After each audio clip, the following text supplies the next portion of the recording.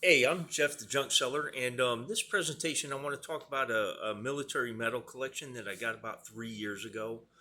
I was out doing the van life thing. I took off on a road trip late spring into early fall. I covered Kentucky, Indiana, Illinois, Ohio, Michigan, Pennsylvania, and New Jersey. But in that trip, I ended up in Michigan, and I set up at a market called Armada, in Armada Flea Market in Armada, Michigan. And while I was set up there, a guy approached me and asked me if I bought from the public. I had a couple of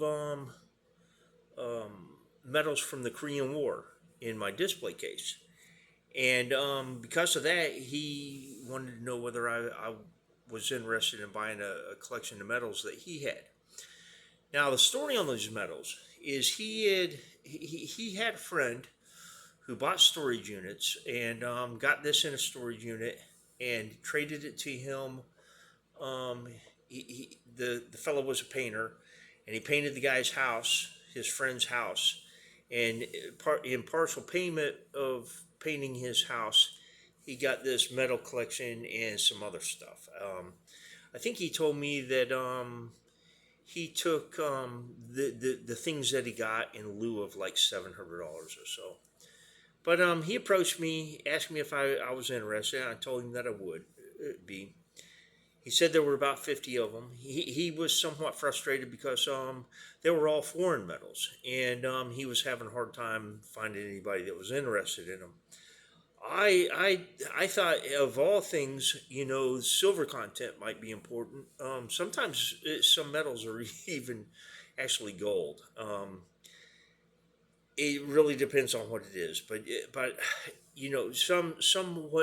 some of what people call metals are actually like badges for fraternal orders, and those fraternal order badges they can actually be made even 18 karat gold. But anyway, yeah, I told him that I'd have a look at the collection. We made arrangements. The sale in Armada um, happens on Sunday. It's one of the few Sunday markets that you can find in the state of Michigan, and we agreed to meet on Monday, and I hung back. I had other plans. I was going to other places, but I decided. I told him that I would stay behind. I would change my plans to see this collection, and it really had me hostile because the first day he was having to commute from like 60 miles away, and the first day he had forgotten to bring the medals. So I had to hang out for a second day, and I almost didn't do it. But something told me that maybe I wanted to hang out, and I did some shopping fairly close to there. And I didn't buy anything, but I was out exploring. There were things for me to try to do, and he ends up bringing me the medals, and they're all in these little hard. Most of them are in these little hard plastic cases, and they had urethane foam in there. And these metals were all old, and they had been around for a while. And anytime you put urethane rubber in contact with silver or copper, it's going to break down and cause tarnish.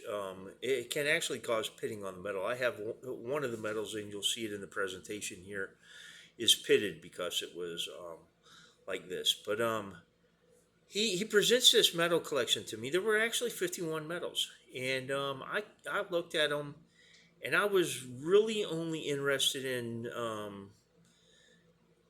16, 17, 18 of them, something like that. One third of them I was willing to buy, and two thirds of them I wanted to leave behind. And I told him that my offer was going to be confusing because the smaller group I was offering him $300 for, and the larger group I only wanted to give him $150 for if I were to buy it. And I really preferred not to have it because I didn't know what condition these metals were going to be in once I got the decomposed urethane foam off of it. So I'm essentially offering him $450, and he really doesn't like the offer.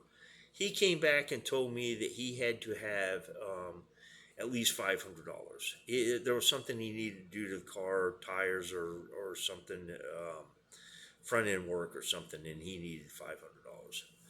So I really didn't want to, but I paid him $500, and he had had a tough time. He'd shown these metals around to other people, taking them into a pawn shop. Nobody was interested in them. But I paid him $500 for them, and got him away from there. And a couple of days later, I'm in a situation where I can sit down and I can try to clean these up. And I found out that most of them that were affected by that decomposed the urethane foam really were not affected. It just cleaned up. Acetone cleaned it up, and acetone is a safe cleaner for coins, and it's what I used for taking this urethane off, the green gunk that and you can use acetone to take the green off from PVC damage whenever polyvinyl chloride, the sheets that they used to use back in the 70s and the 80s for coin holders, those will turn green. Those will decompose, and they'll decompose against copper, bronze, and silver. And that greenish tint on silver, you can get that off with acetone. But anyway, I got these metals, and then I started doing research, and I found out that these metals were quite valuable. They retail probably approaching $5,000 worth of metals. Now, it almost seems like I paid him too little if these had $5,000 worth of retail value.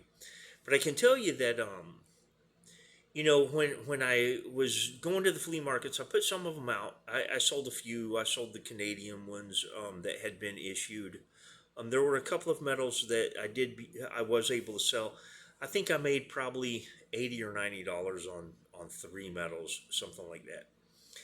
And then when I got to a place where I could put everything online, it took me about 3 or 4 months before I could get it all researched and get it online.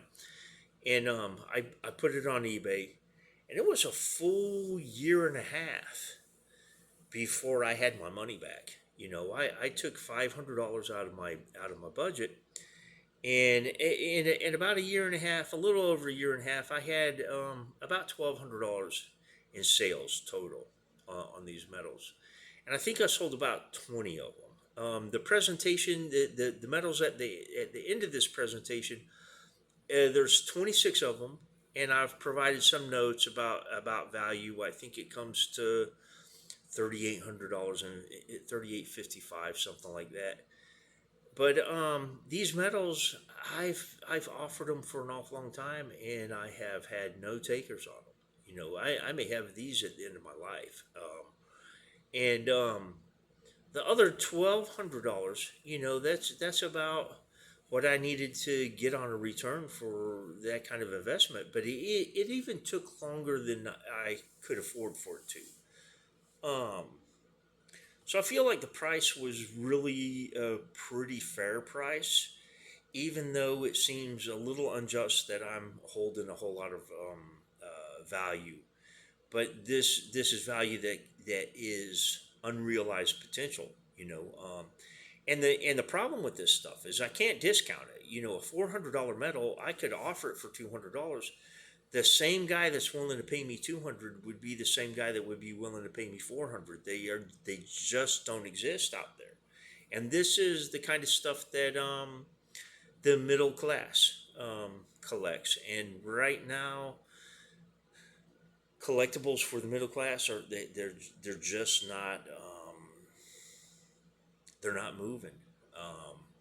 If it's rare, you can still get some money for it. If it's garbage, if it's junk, you can sell that stuff.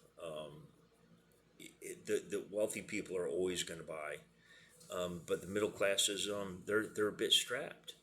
Um, but these metals, I think I still have 31 of them. I've lost 5 of them in the abyss somewhere. They're metals that need a little more attention than the ones that I was able to get priced out and presented here. And I've put them in a bag somewhere, and they're in a file cabinet somewhere. I have no idea where they are. I know one of them's a cased metal. It's a pretty good metal. It's a silver metal, a pretty high award, but I think it's only worth a couple of $100. But I wanted to present this stuff because there's a couple of lessons in this. If I would have paid $2,500 for this collection, which a lot of people would have thought was a fair price for a $5,000 collection, I would have taken a soaking. I think that if I would have paid any more than 500, I couldn't have afforded to pay more than 700 for this collection. Even though I'm holding a whole lot of value at the end, who knows if that stuff will ever sell? Who knows when it will sell? Um, it's back stock forever. It's nice to have it. It's nice to say that I own it. It's nice to be able to present it, but I probably need to go to a militaria show or to a coin show in order to sell these metals. And those aren't venues. Those venues are generally a lot more expensive to go to than the ones that I generally go to. And I don't have enough inventory at the present time to make a substantial offering at those kind of venues to make it worthwhile. But anyway, I hope that you enjoy this presentation, and I hope that you give it a like and subscribe. I hope that you find this informative. Um, just know that you can't always pay um, what seems like a reasonable amount of money on something, because you may have it forever before you ever get it sold. But thank you for viewing.